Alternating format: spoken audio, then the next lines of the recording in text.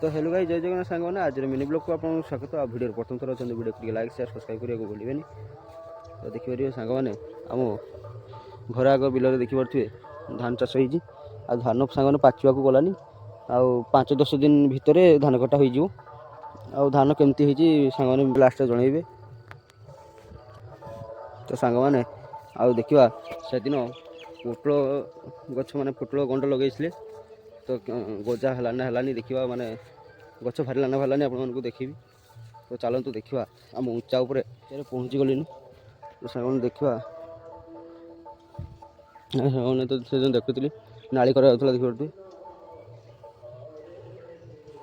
देखा पोटल गछ गंडर कहीं तो भारी ना एत पर्यंत 4-5 दिन हो गलानी ऊपर हम तो कहीं भारी ना एत पर्यंत कहीं भारी ना सांग देखिए। तो मझे मझे बैगण गछ आगुरी सांग लगा भावते मझे कहीं बैगण गछ लगे तो सांग मैंने आगुरी लगे तो ये झामल रोग लगी तो से बहुत खराब है से आड़े पुणी से गछ को उपुड़ी दे पोटल गंड लगे।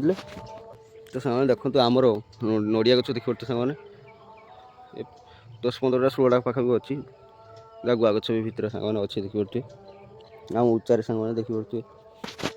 तो सांग मैंने ए पानी देवाई गड़िया टी सांग अच्छी देखा। तो सांग देखु ये आम पा नहीं ये पा आम पोटल गचर ये दे था। तो सांग मैंने ये आम निजस्व गड़िया ये माछ भी छाड़ा कथा चारिपटे देखिए तो बहुत बण अच्छी से सफा तो जिते कले ये आम टे एपटे टे बण टे बहुत जल्दी जल्दी हो जाए तो से आम तो किसी करना। तो से तो सांग मैंने देखो आज हनु बुझे आसीगले चू चू नहीं देखले ना ये अच्छा बुझे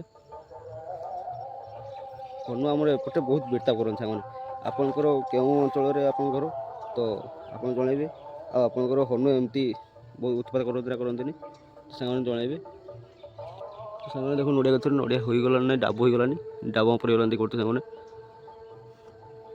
तो आज वीडियो को आपने जदि भल लगी तो आप लाइक शेयर सब्सक्राइब करेंगे और लास्ट कमेंट करेंगे केमती वीडियो होता तो हेल्ले कि नुआ नुआ वीडियो आपको पठे पारि। तो जय जगन्नाथ सांग।